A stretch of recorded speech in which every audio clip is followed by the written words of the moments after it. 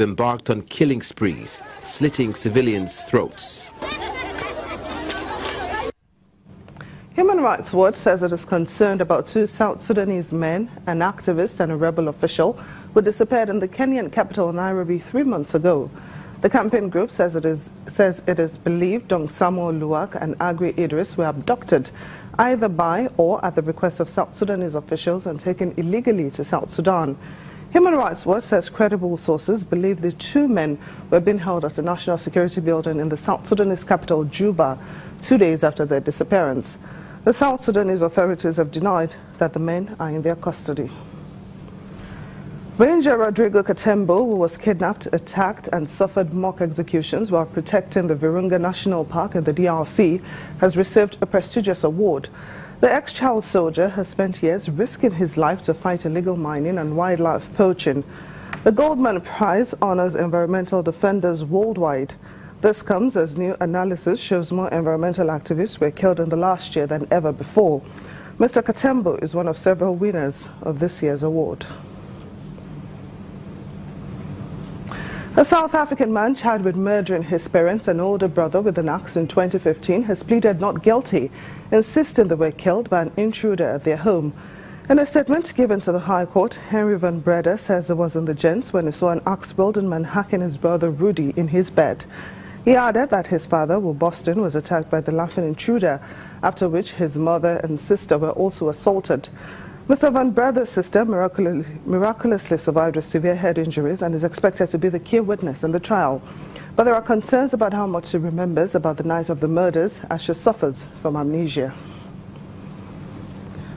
The opposition Democratic Alliance has accused the head of the elite Orcs police unit in South Africa, Benin Intilimeza, of sneaking back to work despite his dismissal by the police minister.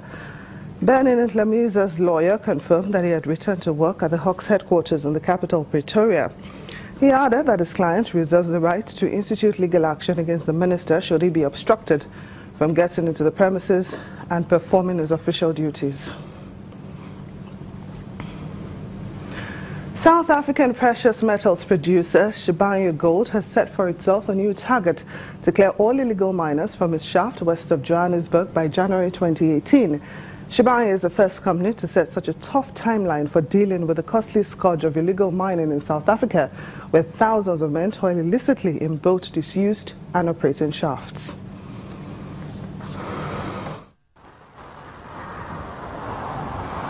Illegal gold mining has plagued South Africa's mining companies for decades, robbing the industry and state coffers of billions of rand through small-time pilfering as well as networks run by organised crime.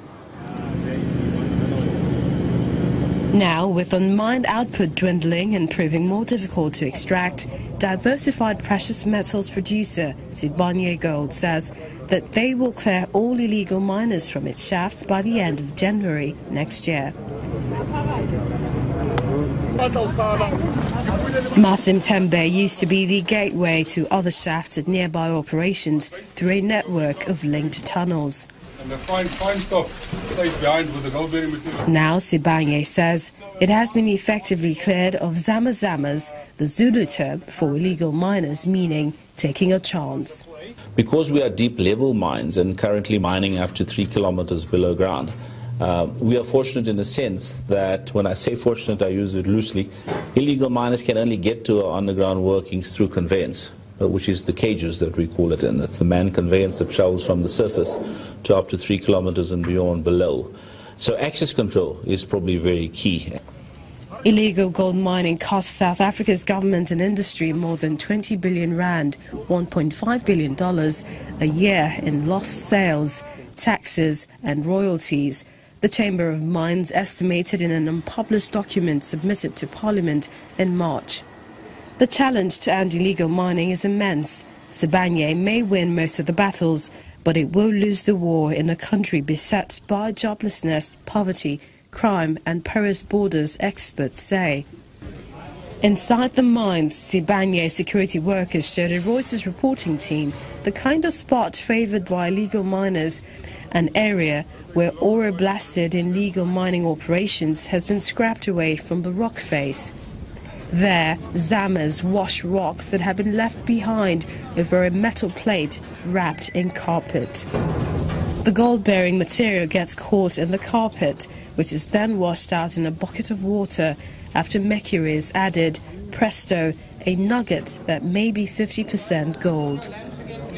Zibanye's strategy for eradicating the problem also includes a tip-off and reward system to encourage employees to report suspicious activity, tactical security units that can go underground to make arrests, along with the access checks to ensure only authorized personnel gain entry. The turnstile design, together with your biometric fingerprint access control and your cards and other controls around access control, was the point of departure, to try and keep the unauthorized people out of it.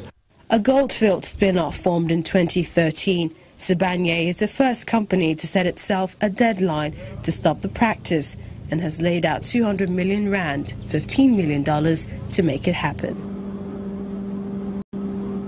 For Nigerians still having cold feet about visiting the United States, the spokesperson of the U.S. Embassy, Mr. Russell Brooks, has asked them not to harbor such fears. He explained that President Trump's travel ban has been misinterpreted, as Nigerians with valid visas are welcome to the United States, but they will have to go through the proper border checks. Mr. Brooks revealed this when he visited Channels Television today.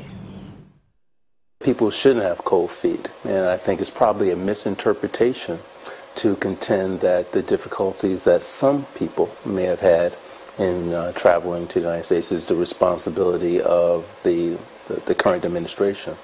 I would say that, as you know, it can be difficult at times for certain people, depending on their qualifications, to obtain visas. For some people they may encounter difficulties in entering the United States, because even with a visa, it's still the responsibility of the immigration official at the port of entry to determine whether or not that person can enter the United States. But I think also statistics show that the actual number of people who have encountered these difficulties are very, very small. So despite what you may have read in newspapers or heard on radio, on talk shows, etc., there's no reason for Nigerians to be reluctant or hesitant about visiting the United States. Coming up after the break, Ghana, Kenya and Malawi are the first countries that will test the world's first vaccine against malaria. You'll stay with us.